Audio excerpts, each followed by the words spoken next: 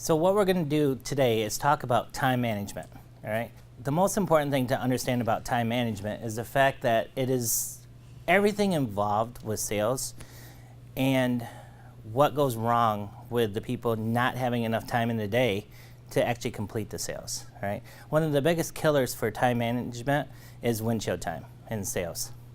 The time you spend behind the wheel of your car, the time that you spend driving around wondering where you're supposed to be going, is typically caused because of the fact that you didn't plan out your day. So hopefully in this program or this part of the training, I'm going to work with you on time management, understanding what the problem is and coming up with a solution together to make sure that you won't have windshield time being one of your big time wasters. All right, so start out, in order for us to understand that, we have to understand what is time. Right? Time is neutral. It's not for you and it's not against you.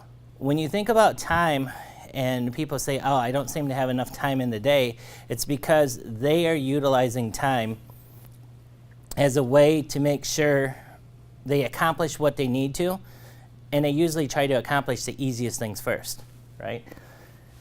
Time being neutral means that you need to be able to take charge of what you're going to do, whether it's something very easy to do or something that has to be done by the end of the day. Does that make sense?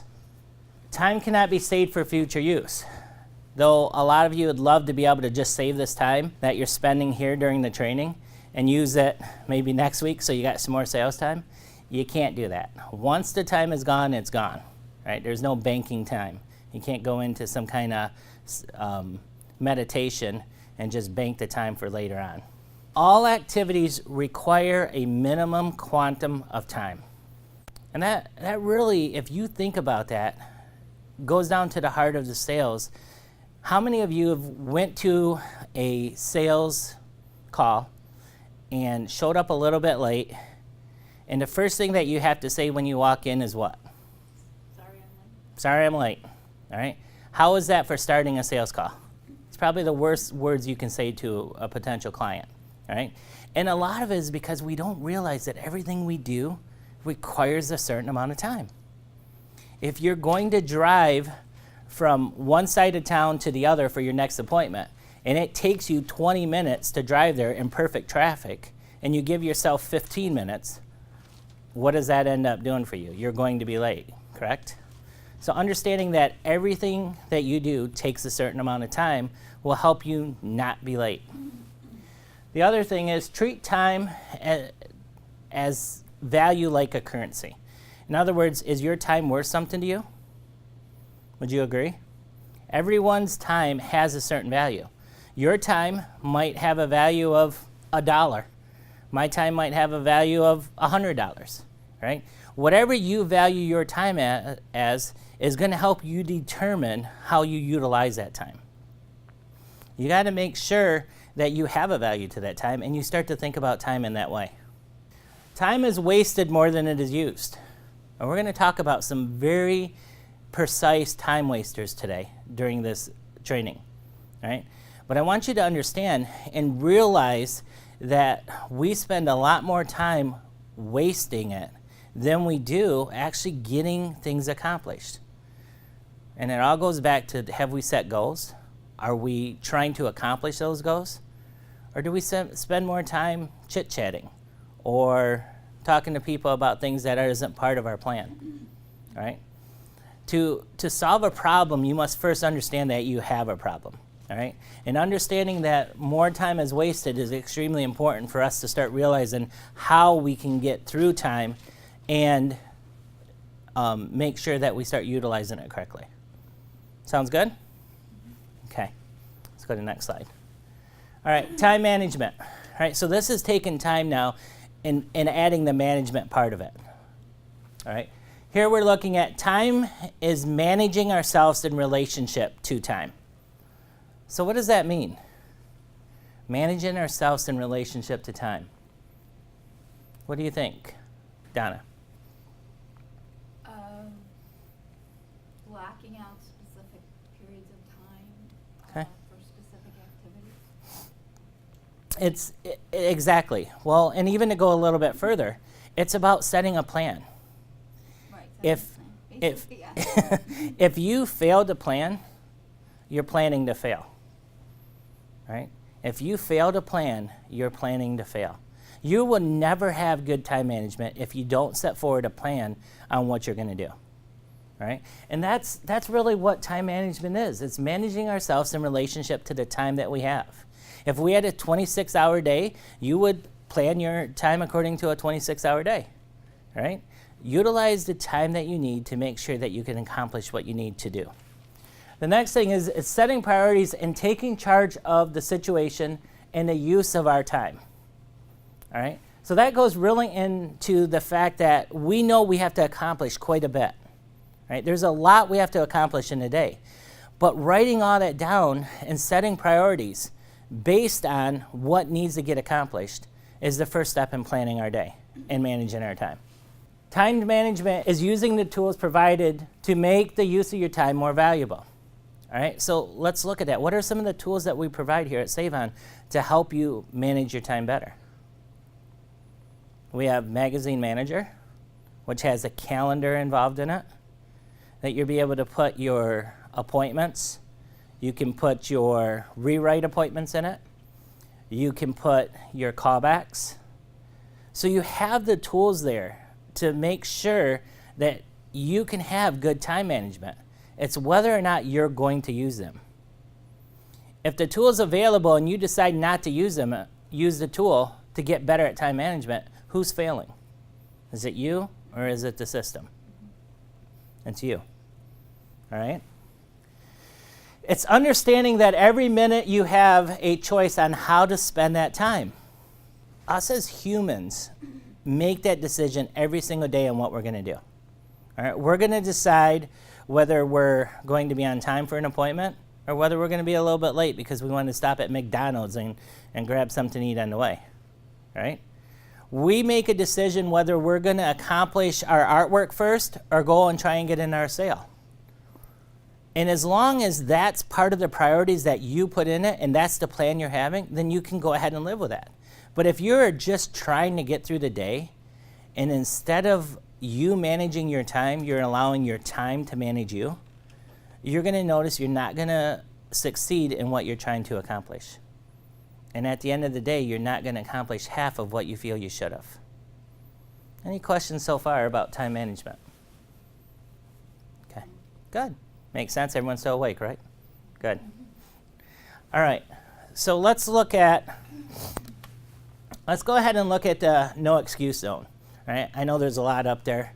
I'm not going to go through every single word of it, but I want you to understand that I've been doing this for quite a while, working with sales reps, all right, and doing this training and talking to sales reps about time management. And I've had an opportunity to find out and see what good sales reps do, what average sales reps do, and what extraordinary sales reps do. The difference between a good sales rep and an extraordinary sales rep is how they manage their time. Matter of fact, a good sales rep will come to me and say, how does Bob accomplish so much in one day? It's almost like he has more time than I do. I don't understand how he can accomplish so much. And yet when I ask them about the tools that they use and how they manage their time, they don't have any idea. They don't use a calendar. They don't have a plan. If you don't know there's a problem, you're never going to fix it. What they say, the definition of insanity is what? Doing the same thing over and over and expecting the different results? Exactly. That's the same thing with time. If you wake up every day and just go out and start driving around and you realize you're halfway through the day, it's lunchtime already and you haven't even stopped in somewhere, that sounds like you're having a problem with time management and you need to plan your day a little better. So looking at this, first we got to accept the fact that there are going to be certain things that are going to be time wasters, right? You're going to have meetings that you don't feel you should have to be part of because maybe it's not directly impacting you making money, but it's part of the job. You're going to have people come up and talk to you that, maybe they're talking to you about the game last night, or they're talking to you about, how things are going in your market, or they're doing idle chit-chat. You have to decide how much time you're going to spend in that situation and whether you're going to cut it off quickly and go ahead and get back out there to work so that way you can make more money. Everyone here wants to make more money, right? Okay, good. I just wanted to make sure we had a group here that all wanted to make more money. All right. Great salespeople are ready to go. All right. They get up in the morning. They know what they're going to do. They even know what time they're going to get up in the morning and how long it takes them to accomplish the simple task of getting ready. If they're going to work out in the morning, they already put that into their time. How long they're going to spend getting their cup of coffee going or their morning orange juice. Great salespeople plan every part of their day so that way they can accomplish what they need to do. They're the ones who drive how they use their time rather than allowing time to drive how they spend their day. And that little sentence right there means a lot about whether you're the type of salesperson who's going to control your time or you're going to allow it just happen to you. Which one are you, Donna? Oh, I definitely control. You control your time? Okay. All right. One of the biggest difference between good and great salespeople is that great salespeople have longer lasting customers. Why do you think that great salespeople have longer lasting customers? Great customer service. Great customer service. Well, I don't have time to go and see all my customers. I don't have time to drop off all my magazines. I don't have time to take them out to lunch and see my customers. You have to plan it. If it's important to you, you'll make time for it. And thus the reason why great salespeople have long-lasting customers, because they make the time to give good customer service. No, strike that. They have the time to give great customer service. And if you want to be a great salesperson, you need to make sure that you spend time doing just that. Put it as part of your daily ritual. Put down that you're going to go and see X amount of customers and deliver the magazines. Follow the plan that we put in place, and it's going to happen. When we start getting into the sale after the sale training, and we're talking about customer service, pay attention, take notes, and make sure that you take care of your customers by giving them the time that they deserve. Any questions so far? Everyone good with this? Okay. All right.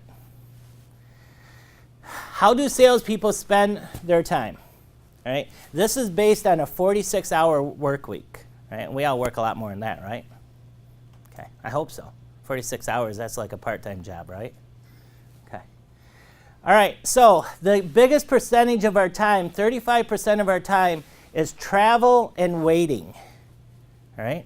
So if we can look at the fact that in 46 hours, 35% of our time is spent traveling or waiting for someone, can we identify that as somewhere where we could cut that down?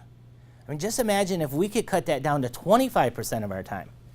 All right? If we cut that down to 12 and a half hours out of the week where we're traveling, we're giving ourselves an additional 10% of our time that we can use towards making money.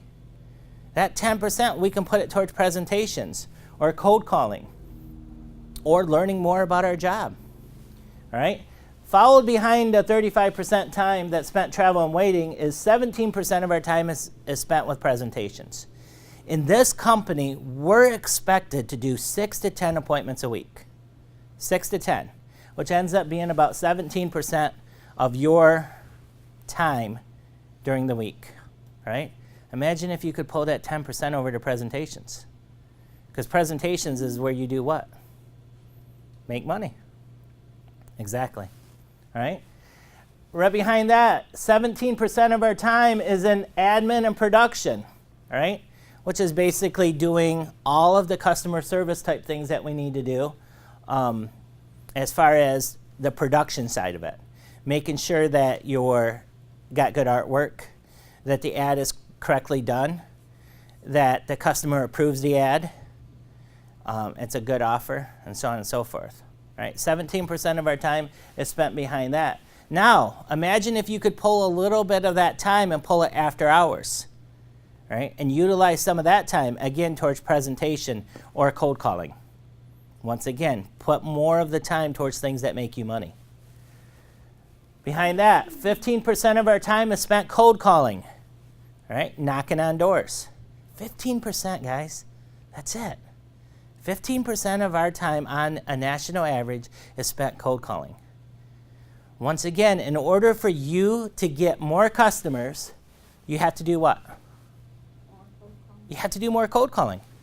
Right? If you're not out cold calling, you're not going to see as many business owners. If you don't see as many business owners, you can't do as many presentations. And if you don't do as many presentations, you don't get as many what? Sales. Exactly. All right? 9% of our time is spent at customer service. 9%. Right? This is from a sales rep who's probably not taking his customers out to lunch, who's not spending the extra time making sure the customer get the magazines and so on and so forth. Right? Customer service is extremely important in this job. All right? It's a lot easier to maintain an existing customer than it is to go out and get a new customer. All right? So we need to spend more time and maybe bump that up to 12 or 15% on customer service. And then lastly, 7% of our time is spent in meeting and training, right? We said over and over in this training this week that if you want to earn more, you have to learn more. You have to become the doctor of selling, right? You won't let a surgeon do brain surgery on you if they haven't been practicing, if this was their first surgery. You want to be a guinea pig for a brain surgery, anyone? No? No. Same thing with sales, all right? You can earn the type of income that a doctor does, or even more, if you take the time to learn more about your trade. So spend more time in meetings and training like we have here. Save-On offers a lot of training. Right? We give you the opportunity to be very good at your trade. Right? There's no cost. None of you had to pay a tuition fee to come in here and go through this training today. All right? Take advantage of as much training as you can and read books. Any of you have ever read The Secret to Yes? About this, how you take 7 yeses to get to a final sale, right? Or the Sales Bible. There's a lot of good books out there. A lot of good books that help you become better salespeople. Reach out to your management. Reach out to me. Make sure that you're working hard to learn more so that way you can earn more. Any questions about this? About how salespeople typically spend their time? I'm hoping that you will take this guide and you will change it up a little bit. Spend more time at the portions of this that end up making you more money. Cold calling, presentations, and customer service, and training. Spend less time on the idle chit-chat and the travel and the waiting. And all that's about planning. Does that make sense? Okay. Travel and waiting. What can we do to stop this time waster? Here's a couple examples of some of the things you can do to cut down on the amount of travel and waiting. 1, plan your day. Not when you start your day. Don't wake up in the morning, sit there with your cup of coffee at the breakfast table and go, okay, what am I going to do today? Oh, let's see. I think I'm going to cold call 5th and 5th Street, and then I'm going to have lunch. And then after that, I'm going to work on some artwork, right? Oh, it's already 10 o'clock. I better get out there and start working. No. Plan your day ahead of time. You should know what you're doing. Initially, start planning your day the week before when you're out there and you're setting appointments, right? Backfill that time with cold calling around those appointments. But always have a plan and always know what you're going to do the day before you end up going out there and doing it. Make sense? Okay. Divide your market into 4 workable zones. All right, so let's look at that real quick. Let's see if I have a couple markers here. All right, so let's pretend this is my market here. And it's zone 19. All right, so I have zone 19. Is purple showing up good enough so all of you guys can see it, or do I need to change that color? Okay. All right. So when you get your market, I don't mean divide it into 4 equal parts. All right? That's too easy. All right? What I want you to do is I want you to go out there and I want you to identify where all the business clusters are. Okay? So you drive your market and you start to identify that you have a road going through your market that looks like this. And you have some sub-roads that maybe look like this that come together. And there's a couple here that come together here. You know, maybe you got another road over here and a road here. And those are the main roads in your market. But then you start to identify where your businesses are located. So you have quite a few businesses in this area. And you have a couple here. Maybe some over here. You have an industrial area there. A lot of businesses located along this area here. Okay? So the first thing you want to do is identify where your business clusters are located before you even start to divide your market. Now, when we go into the training and we start talking about the plan about cold calling, we're going to go more into this. But right now, I just want to show you what I mean by divide your market into 4 workable sections. You divide it according to how many businesses you see. So if we were to look at this map, a good divide line for section 1 would be maybe here. This is my A. All right? Another good workable zone could be something like this. This could be my B. All right? And maybe this right here is going to be C, and this could be D. However you decide to divide it, where you have the equal amount of businesses or close to it in each one of the zones, will cause you not to spend so much time traveling from this business over to this business, over to this one, and over to this one, which is windshield time. Right? So if you decide that Monday, Bob is going to go ahead and work zone A, and all of his cold calling is done in zone A, how much travel time is Bob going to end up having? Not very much, right? Because he's working in a workable zone. Thus, he's cutting down on windshield time. On Tuesday, Bob is working zone B.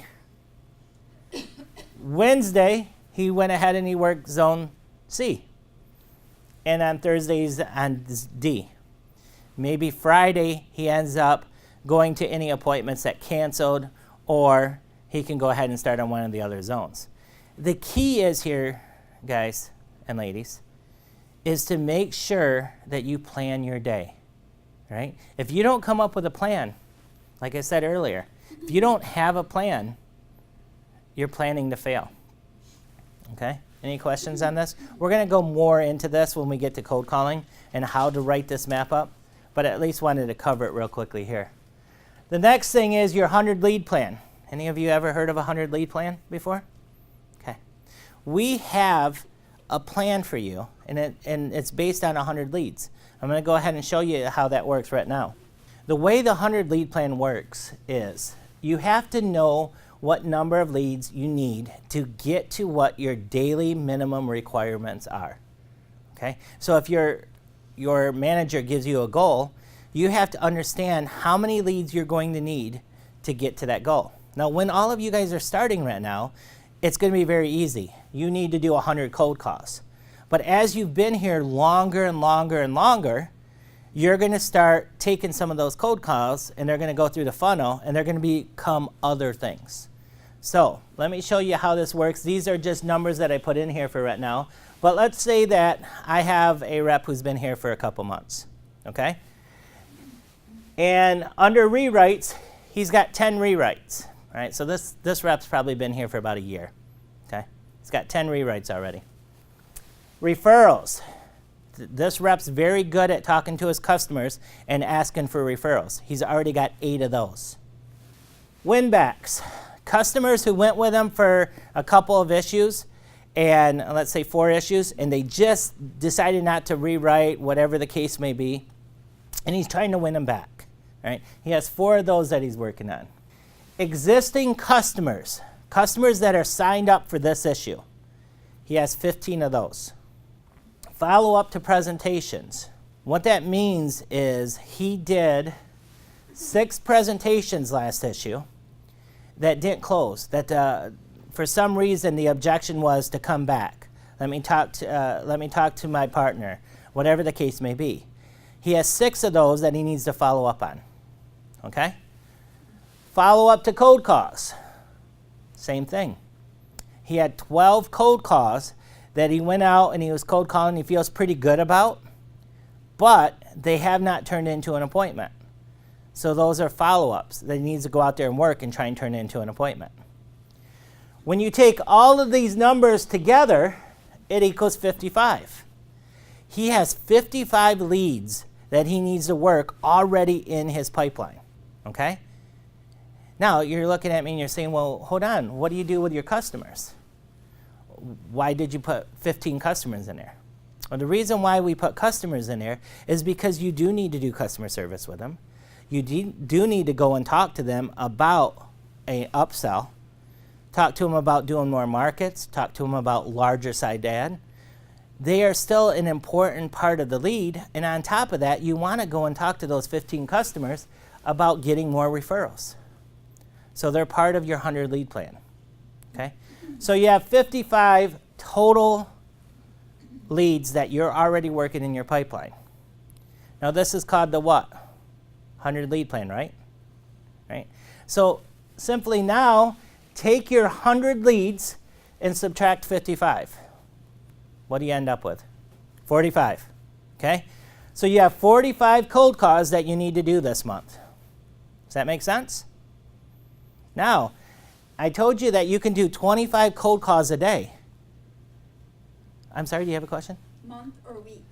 Oh, Is this for month. the month? This is a monthly lead plan. Okay, not Good. weekly. Nope. Okay. Yep. So you have 45 cold calls that you need to do and work these 55 leads.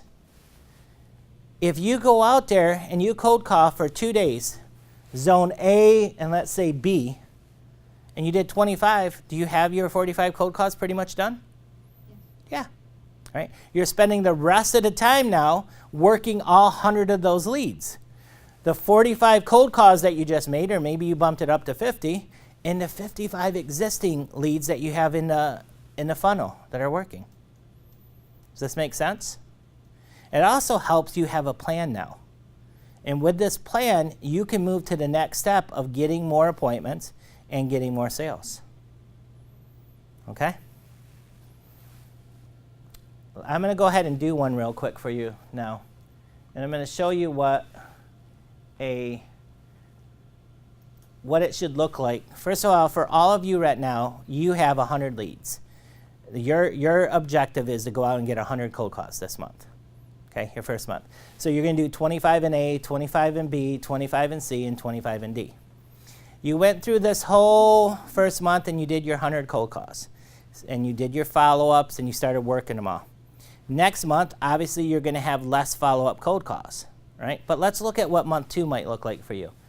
Would you have any customers? Hopefully.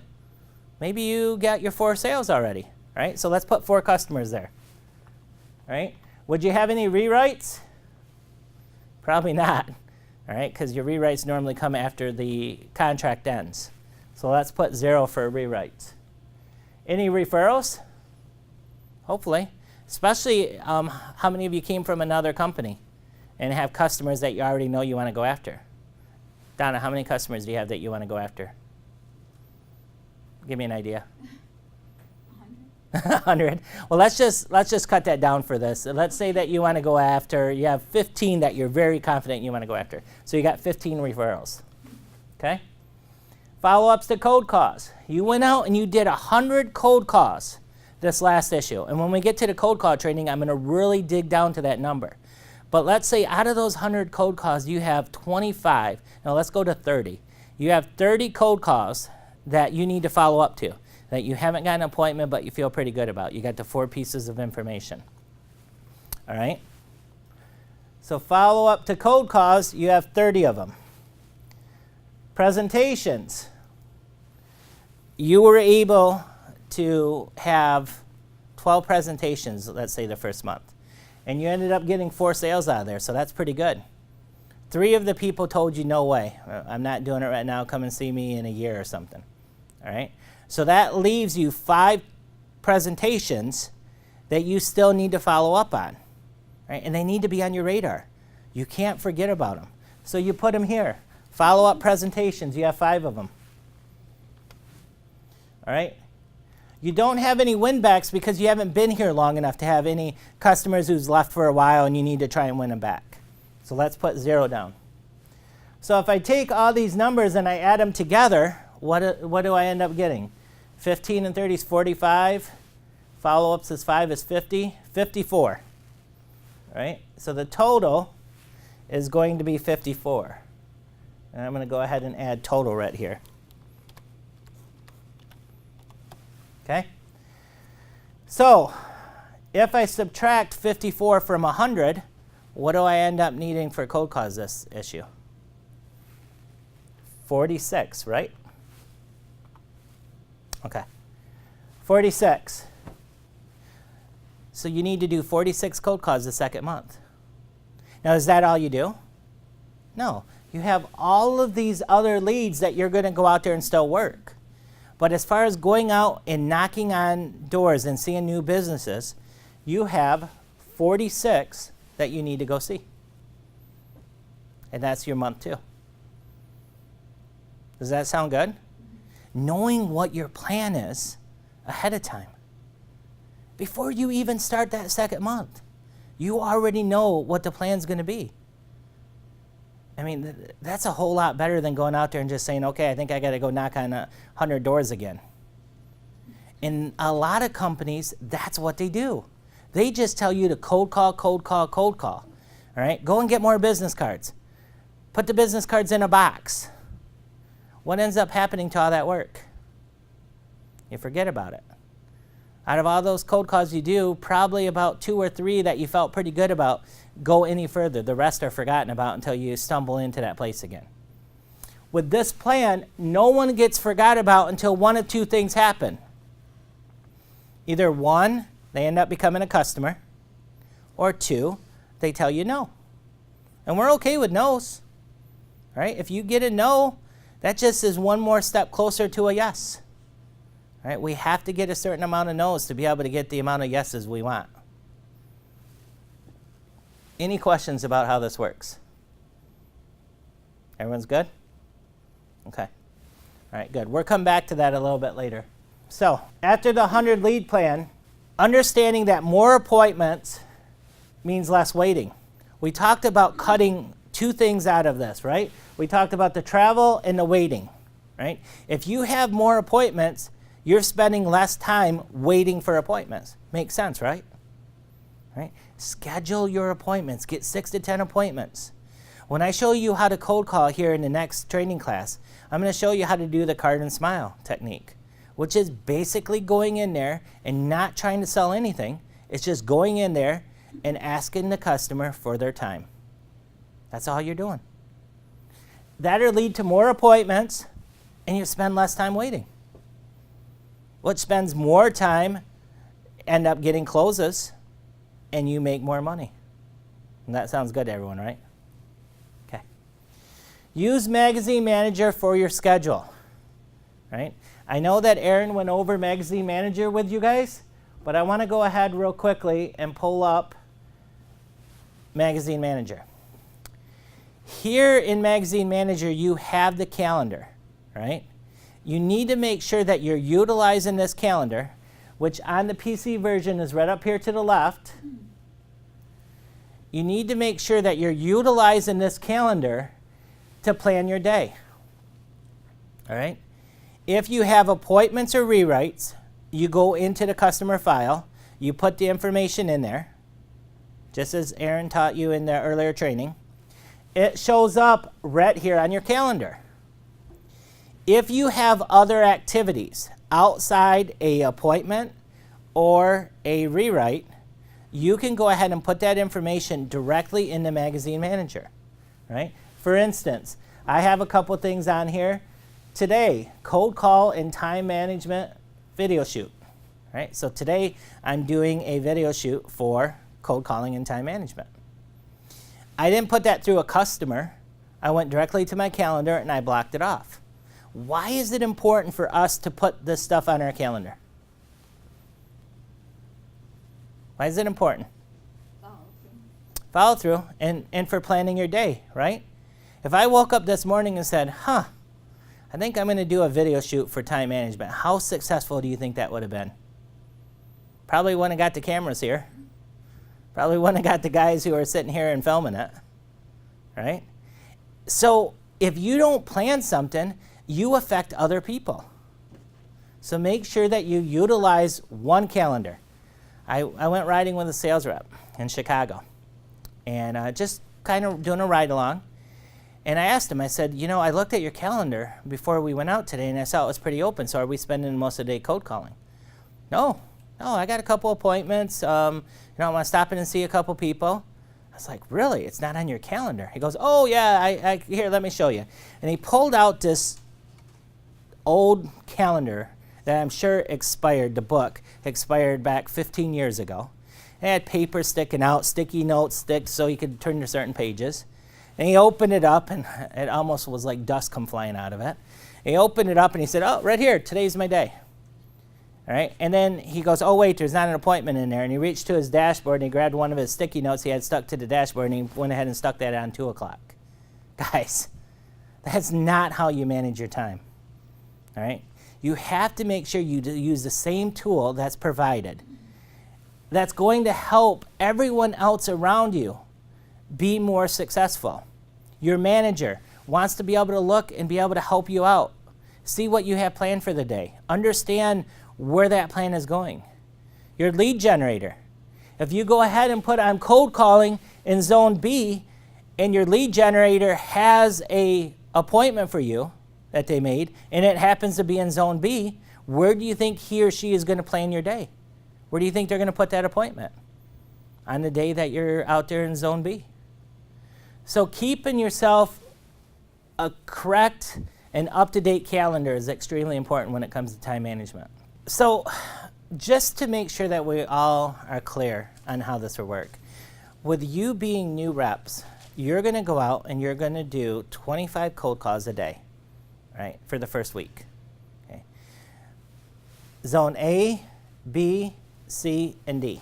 So you're going to get 100 cold calls in this week, right? Friday, you'll go ahead and you'll have a meeting with your manager, and you're going to talk about those 100 cold calls, whether they led to appointments, how many appointments you have for the next week, how many of them turned into where you got the 4 pieces of information, how many of them ended up being appointment to get appointments. I know some of the stuff I'm talking about as far as like appointments to get appointments and 4 pieces of information, you're wondering what I'm talking about. We're going to go over all of that here in the next class when we talk about cold calling, right? But on that Friday, you're going to go over with your manager the 100 cold calls that you did, and you're going to set a plan up for the following week. Now, you're not going to go out and do 100 more cold calls, right? What you are going to do is do follow-up to the 100 that you did. Hopefully, out of those 100, you ended up with 6 to 10 appointments. So obviously, you're going to have 6 to 10 appointments to prepare for and get a rep to go ahead and ride with you. Because initially, for the first month, you're going to have your manager or a rep ride with you on your presentations, okay? Your main purpose for this first month is going to be activity.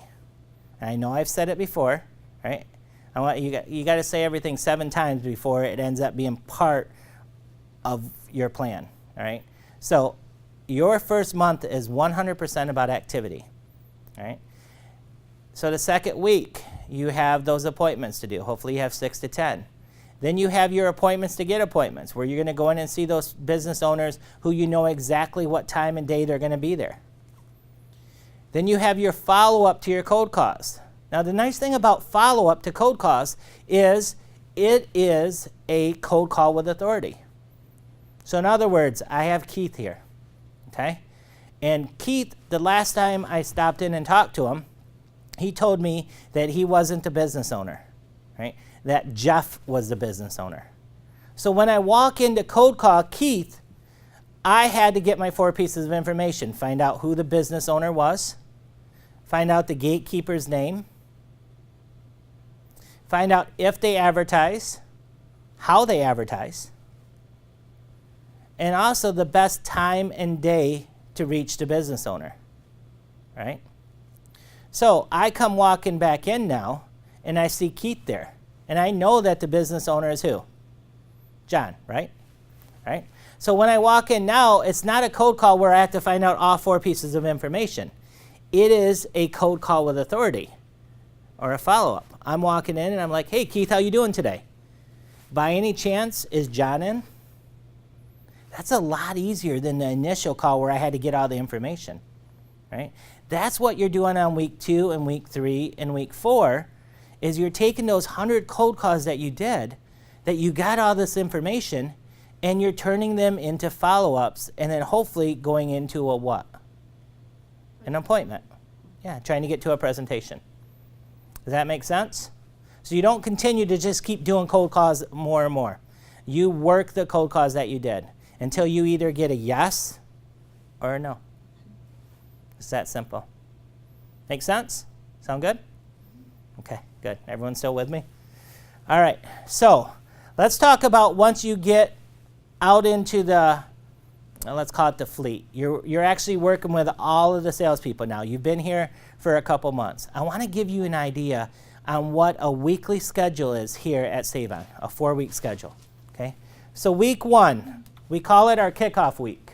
All right, this is when you come up with your 100 lead plan for the month. Okay, before you even go into your one-on-ones, what you're going to do every single month with your manager, you do your 100 lead plan. Be prepared. Walk in there with a plan. All right? No manager wants to be a micromanager. No manager wants to come up with what your goals are. A manager would much prefer to have someone come in there and say, here's my plan for the month. Here's what I know I can accomplish. And then set expectations on how you're going to accomplish it. Set a goal, and then go out and do it. Right? That's why it's once a month we have a one-on-one. We sit down, we talk about what we're going to do, we set our levels of expectation, whether we're going to achieve it or not. We come up with a plan on how to do it, and then you go and do it for the month. There's no need for the manager to even mess with you or talk to you or do anything besides give you support. Okay? So after you have your 100 lead plan ready for your one-on-one, you do an auto update in the ad jacket. Now, a lot of you are kind of like, what is an ad jacket and what is an auto update? All right? As you start getting sales, you're going to understand on the production side of our magazine manager, every customer has a job jacket. And if you have a customer that is sold into multiple zones, let's say that you have Dunkin' Donuts that bought 6 markets from you, and they're going to run the same ad in all 6. We have a mass update where you can click on all 6 of the ad jackets and give them the same ad number, and then mark off 5 of them as ad done, so that way you only have 1 of them that you have to work on instead of having all 6 there and reworking the same thing over and over. When we get to the point of a production training, which is a little more advanced than where we're at now, we'll go over all that with you and make sure that you understand that.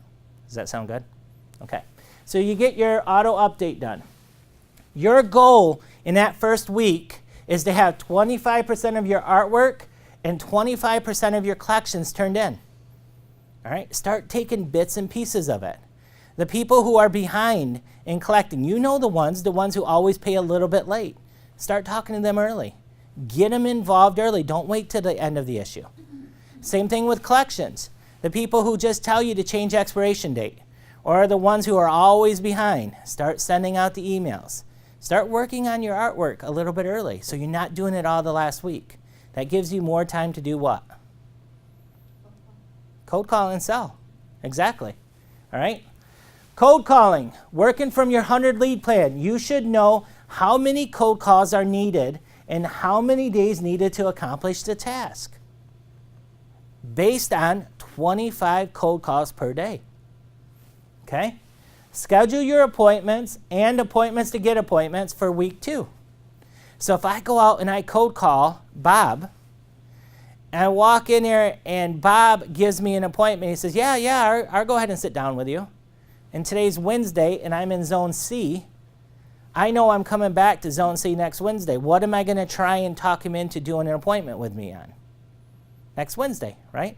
Gives me plenty of time to prepare, plenty of time for me to do research on his product, and to come in there with a great presentation.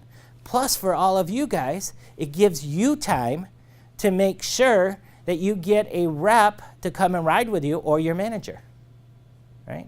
The reason why you do not do a presentation on the spot, and you're going to have some of them ask you about that, and we're going to talk about this more in cold calling, is because they are not ready to buy and you are not ready to sell.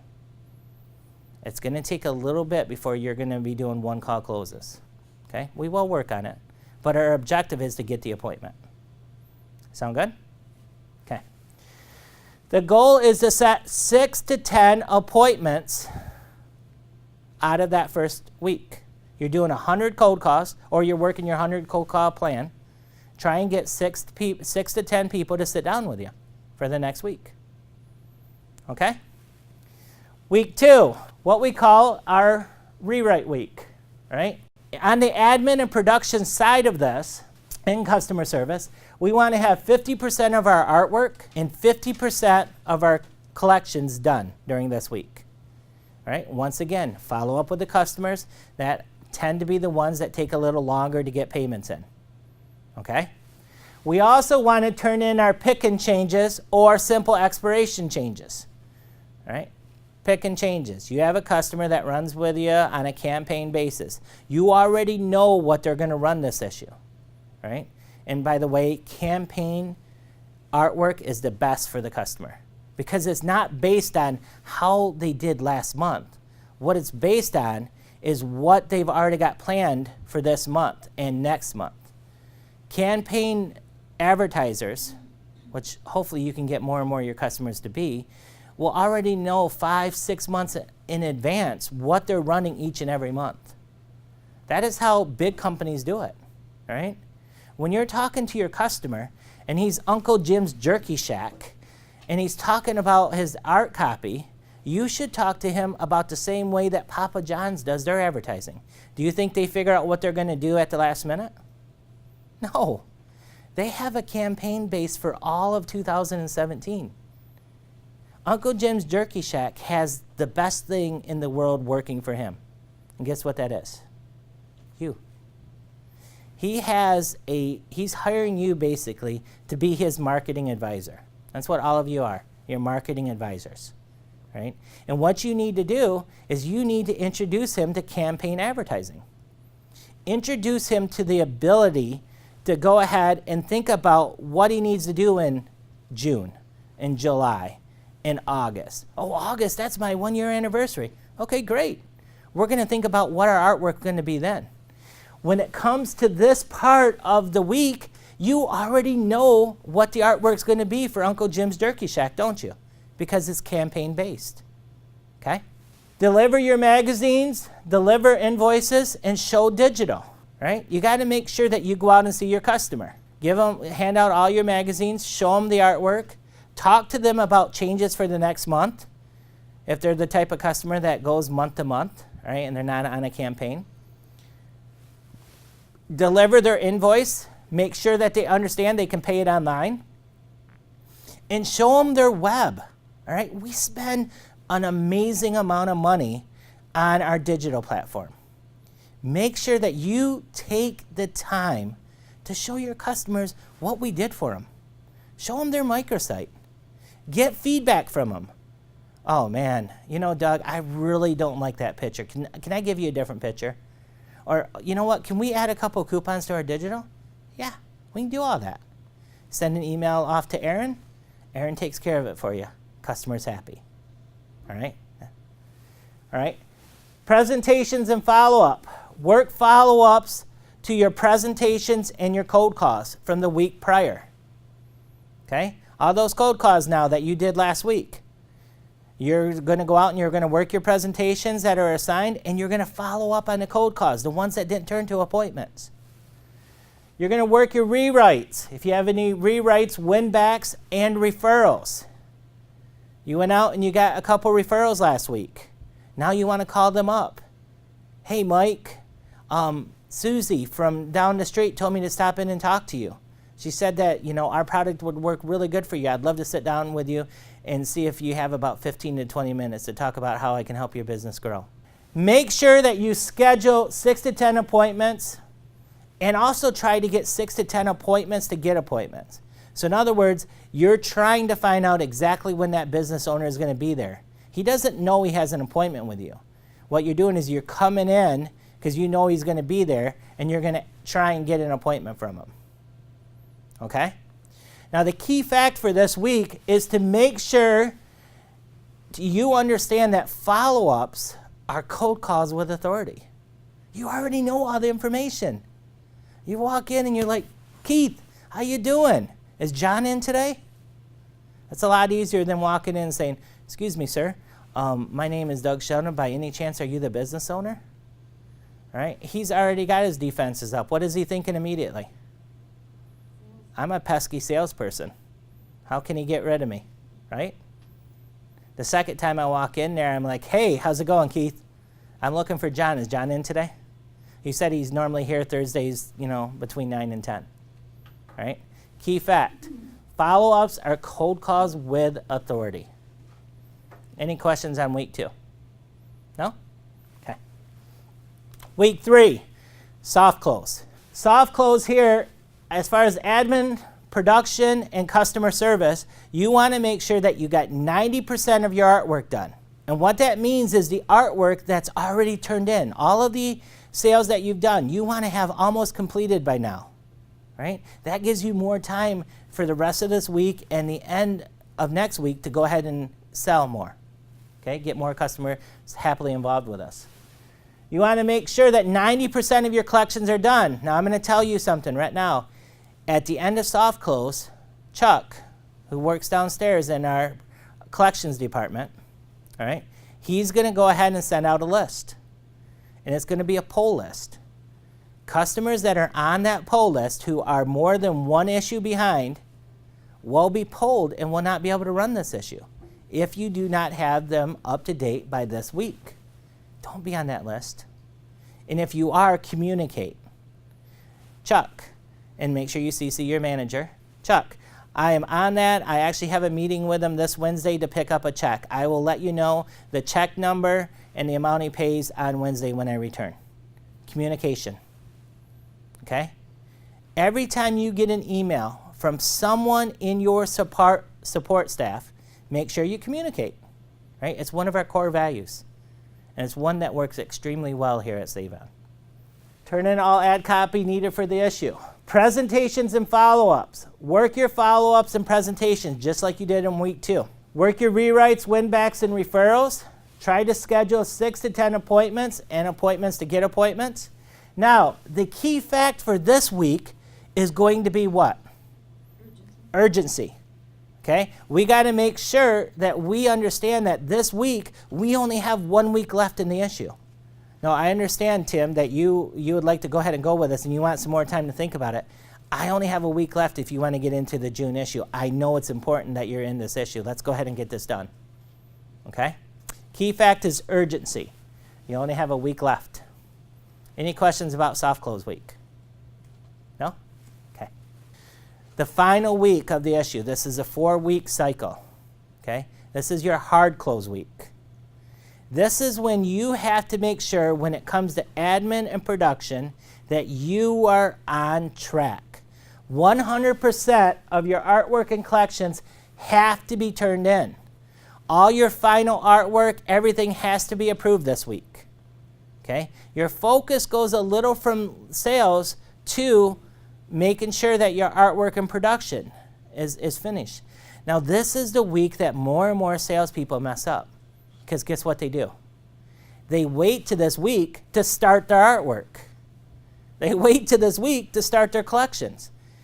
If they're focused on artwork and collections and trying to do everything all in 1 week, what are they not doing? Getting more sales. Closing those last minute deals. All right?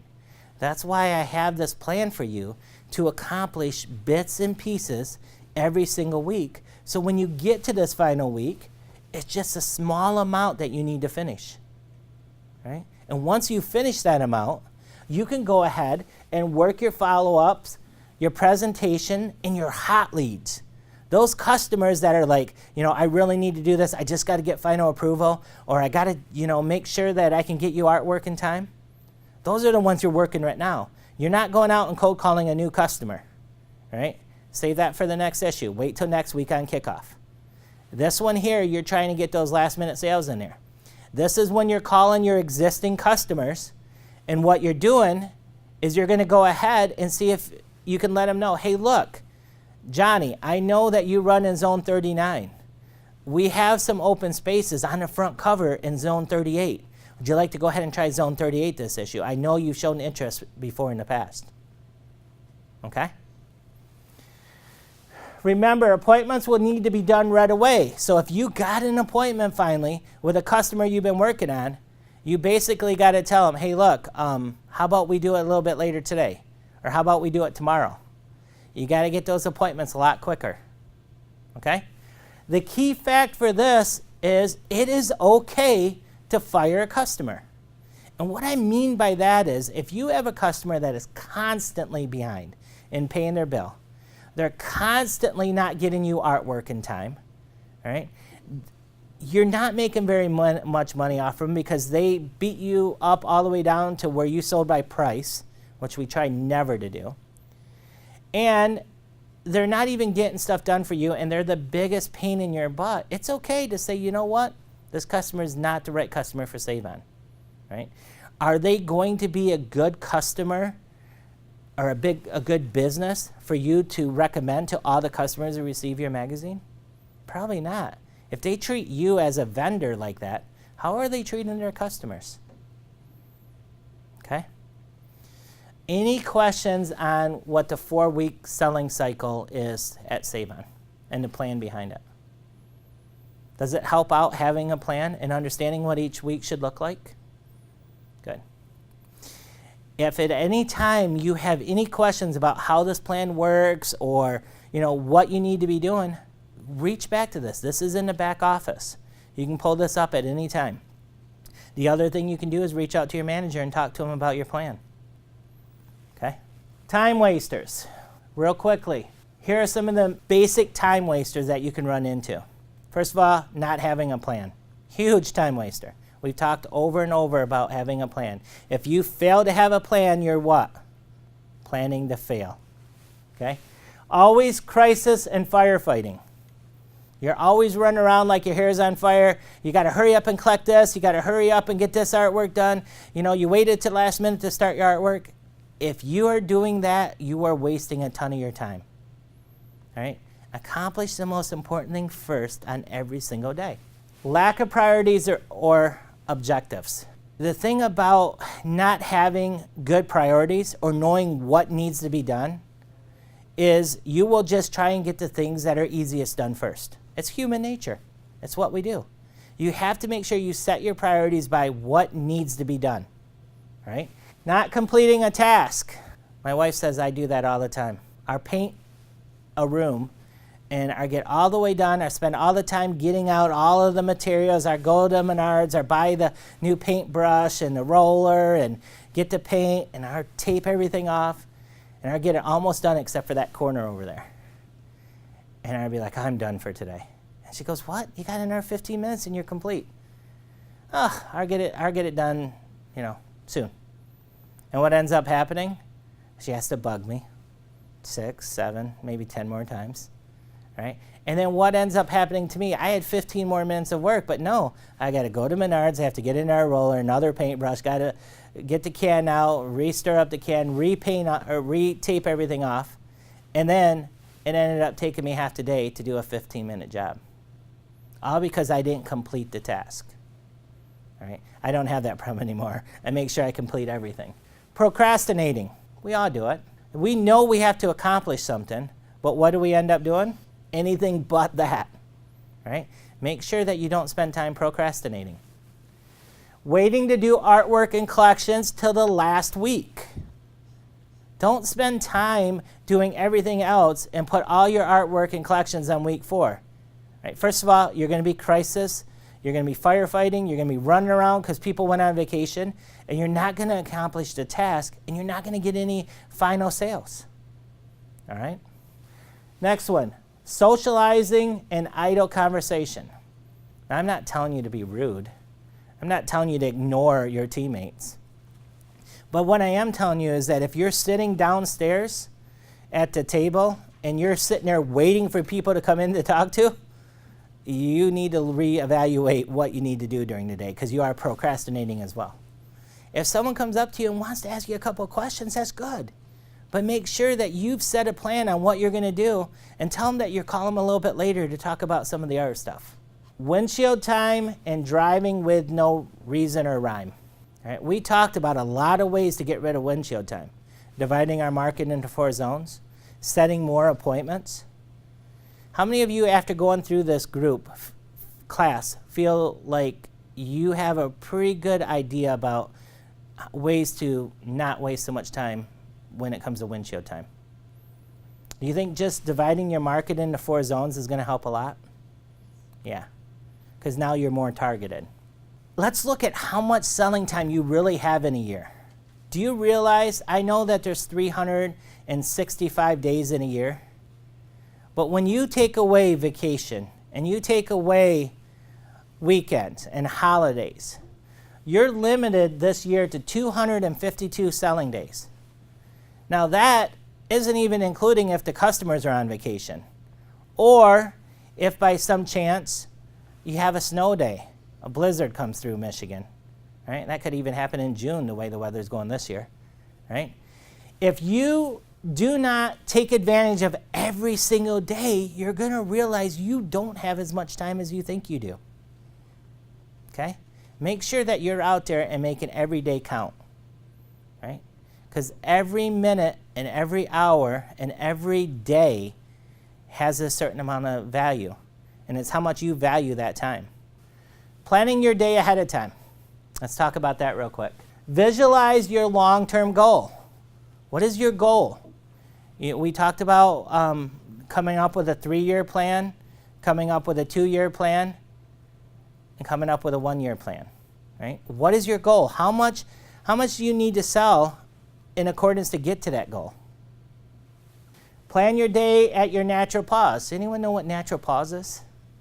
All right, so I'm an ex-Marine. I used to teach Marines how to shoot. That was what I did in the Marine Corps.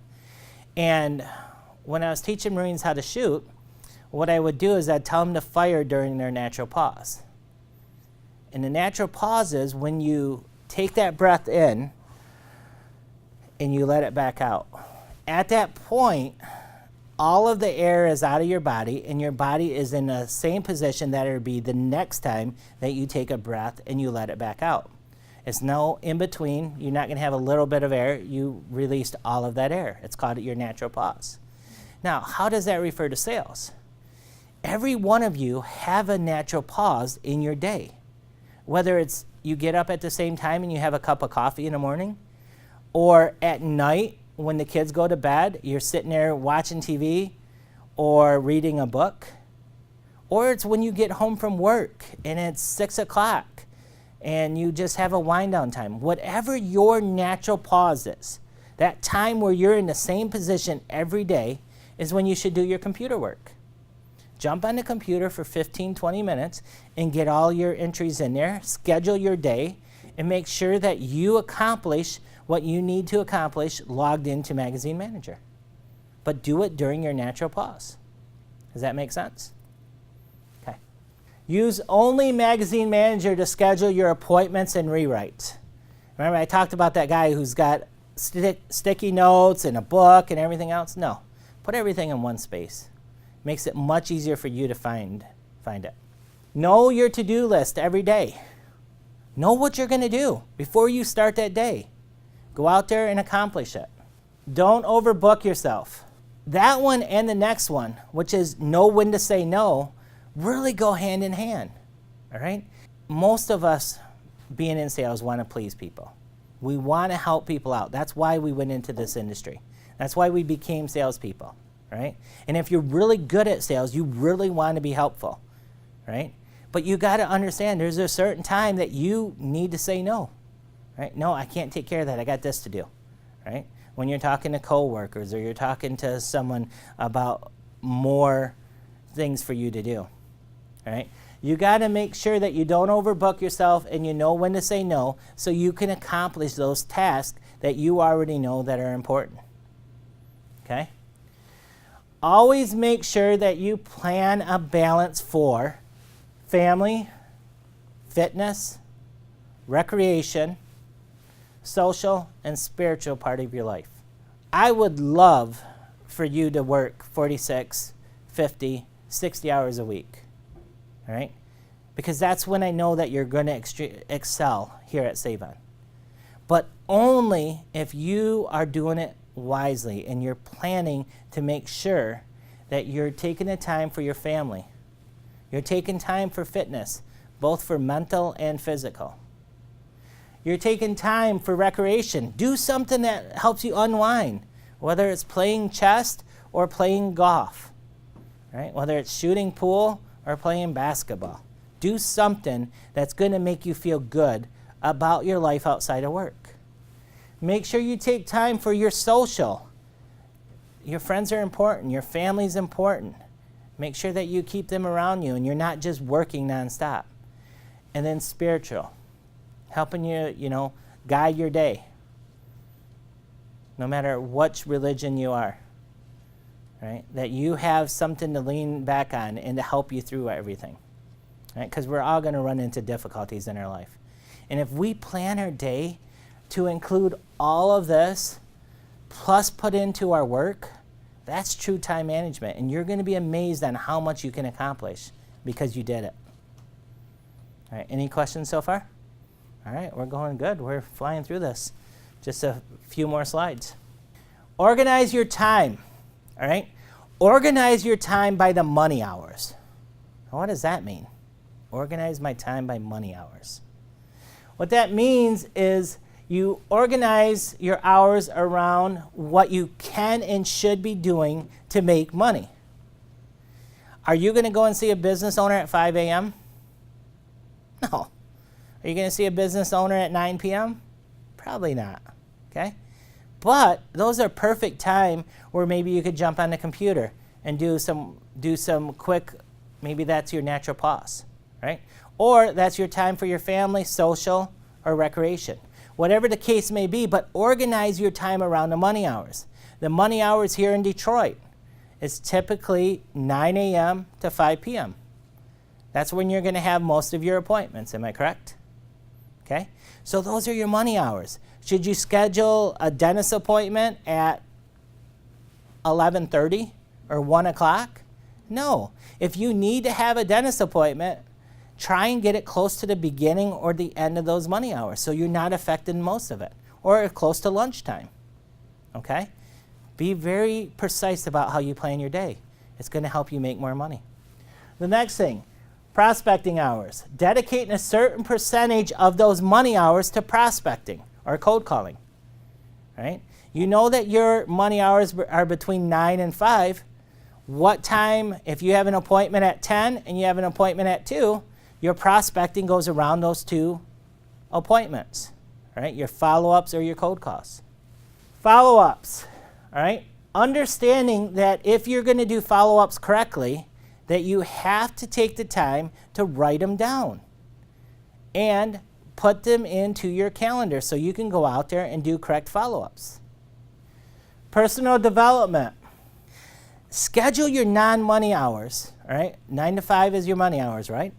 Schedule the hours outside of that to make yourself better, all right? Develop your skills and improve your ability to sell. I said it over and over that if you want to earn more, you have to do what? You have to learn more, right? So if you take a certain amount of your non-money hours and you dedicate that towards developing yourself, maybe reading a book when you're getting ready to get on a plane, read a book when you're waiting for an appointment, whatever the case may be, but get yourself to be able to be better at your trade. you're going to end up earning more. All right? Understanding the value of your time. Put a value on it. If you want to make X amount of dollars a year, how much is that per week? How much is that per day? How much does that end up being per hour? That's the value that you're placing on your time. Is what you're doing right now the best way for you to value that amount of dollars? If it's not, then don't do it. All right, organize your time. You have sales days. Be aware of how many sales days you have in this issue. How many you have for the month, how many you have for the quarter. Before you know it, they're going to go very quickly. All right, especially the way vacations and different events come up. All right? Understand your sales stats. Each one of you, I need you to make sure that you keep track of a couple of things for sales. Right? And they all refer back to the fact that you understand what your closing percentage is and what your DMR, or daily minimum requirement, is. The first one is, know how many walk-ins it takes you to end up finding a business owner. So if I have 10 walk-ins, how many business owners am I going to find? The average is typically 3 to 4. All right? But I need you to check that. How many business owners does it take for me to find to get an appointment? So out of those 4 business owners, how many of them would allow me to sit down and give a presentation? Let's say that it's 2. All right? 50%. Presentations to sales. All right? Out of those presentations I did this week, and let's say that I ended up with 10 presentations throughout the whole week, how many of them turned into sales? If 2 of them did, you're a what? 20% closer, right? If you're able to close out 10, you're a what? 100%, or a superstar. Okay? How many sales end up turning into rewrites? How many of them stay with you? All right, that's going to be your retention rate. Our goal in this company is a 60% retention rate. Now, I know that seems low, where if you have 10 customers, you're only going to keep 6 of them. But you got to understand there are some events that could happen that you can't control. Companies go out of business, right? Companies end up not having the money to pay their bill, right? We want to strive for above a 60% retention rate. Follow-up calls per day. Keep track of how many follow-up calls you're doing every day, all right? And how many times you follow up with a customer before ended up dropping them. Now, what I mean by that is if you followed up with a customer, let's say 7 times or even 10 times, and you decide, you know what, I'm just not catching the business owner. Don't give it up. Who do you give it to? The lead generator, right? Before you just go ahead and decide not to do it anymore, give it to the lead generator and let them get a chance at getting you in there. Make sure you give them your 4 pieces of information. You'll be amazed what those ladies and gentlemen can do downstairs. All right, right here it says, choose a reasonable extra amount of time to dedicate to sales each day. 23 minutes each sales day adds on an extra sales day per month. So what we're saying there is if you just say, I'm going to work for an extra 20 minutes, or 23 minutes in this instance, that is adding, if you do that every day, just an extra 23 minutes, you just added on a whole sales day for the month. Whole nother day. Remember when we first started out and I said, how come it seems like Johnny has more time than I do? Maybe he's adding 23 minutes to the end of his day. He's got a whole extra day. Productive downtime. Always have something to read, all right? You never know when you're going to be waiting for a customer.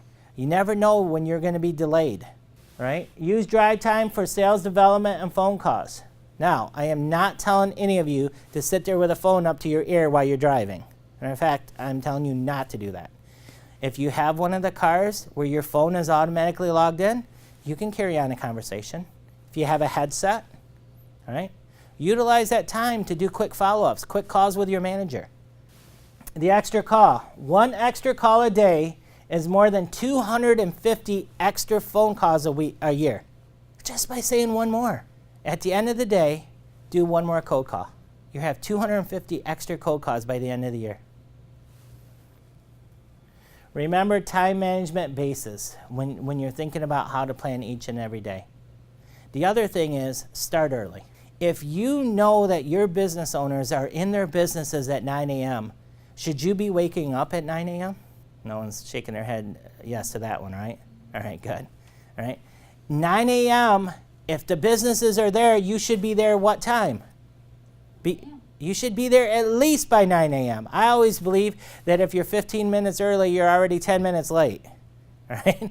So if my business owners are getting into that zone at 9 a.m., I'm going to be there at 8:30. All right? I'm going to make sure that I'm there and I'm ready, right? Because I got a plan and I'm going to accomplish it. Okay? Not only starting early for the day, but start your week early. Get your 100 lead plan planned ahead of time. Start early for the month. Not only think about the June sales that we're on right now, but think about July. And start thinking about the year. I don't want to just be making $80,000 this year. I want to think about making $100,000 for next year. And I'm going to start that now. And I'm going to have a plan to get me to $100,000 next year. And at the end of this, if you start early, you're going to end up selling more. All right? Finish every single day, no matter whether it's one more appointment or it's one more cold call or it's one more appointment to get an appointment, but always say one more. Give yourself that extra one more to make sure that you accomplish more at the end of the month, at the end of the year. Okay? Plan ahead. You should be working every single week like you're going on vacation. What happens when you go on vacation? Got a lot to do, right? We all have to make sure that our animals are thought about. We have to make sure that we're thinking about the kids and the daycare and, planning on, all of our bills are paid ahead of time. There's a lot that goes on during the week prior to vacation. Work every single week like you're going on vacation the next week. You'll be amazed at what you can accomplish. All right? Plan ahead. Look ahead around sales days. You will not believe how many salespeople came up to me and says, "Oh yeah, well, I had an appointment. I was planning on going and seeing so-and-so, but I forgot next week is spring break." How did you forget that next week is spring break if you planned ahead? If you thought about the holidays ahead of time, you knew they were going to be gone that week. All right? Nothing should come to a surprise to you. Be aware of sales timelines. All right, for production, where you are in the month and where you are in the prospect. All right, understand that you have timelines and you have deadlines. You have to make sure that you're thinking about that constantly. All right, if I'm at hard close week and I have a customer that says, "You know what, Doug, I really want to get in this book. Can we meet next Tuesday?" If I'm in hard close week right now, can I meet him next Tuesday? Not for this issue. No. He's not going in this issue if we're meeting next Tuesday. But if I don't tell him that, is he supposed to know that? There's no way. You have to understand your timelines. All right? Work like you're going on vacation. Respect time. Not just yours, but theirs. Have a good respect for time and the fact that it has value. All right? Your time, your prospect's time, and your customer's time. Professionals don't waste time. We don't. We don't waste our own time, and we definitely don't waste the time of our customers, right? The customers are going to respect the fact that you understand that and that you're taking into consideration their time. You're not there to waste their time. You're there to help them make money, right? That's what we do as salespeople here at Save-On. We help our customers make money, right? Make sure that you're not late. Way back in the beginning of this time management, we talked about that. Every single action you do takes a minimum quantum of time. If you understand that, you're not going to be late. Give yourself a padding to make sure you get there on time. We good? Everyone understand?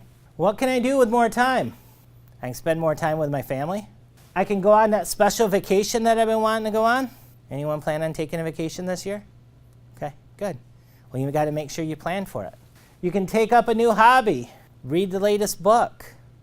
There's a lot you can do if you have more time and you plan your work hours. It gives you more time for all of this, all right? You can just relax a little. All of this is possible if you use your time management techniques to organize your personal and professional time. You're not going to just work to work and live to work. You're going to turn that around and you're going to live because you're working. All right? And the last slide, and probably the most important part of it, is I want you to prioritize your activities by yield. All right? Pay, P-A-Y. Prioritize your activities by yield. The most important thing that you do at the beginning of the day is going to do what? Make you money. Make you the most money. Okay? Prioritize. All right? So if we prioritize our activities by yield, are we always going to be doing something first that's going to make us money? We are. Anyone have any questions?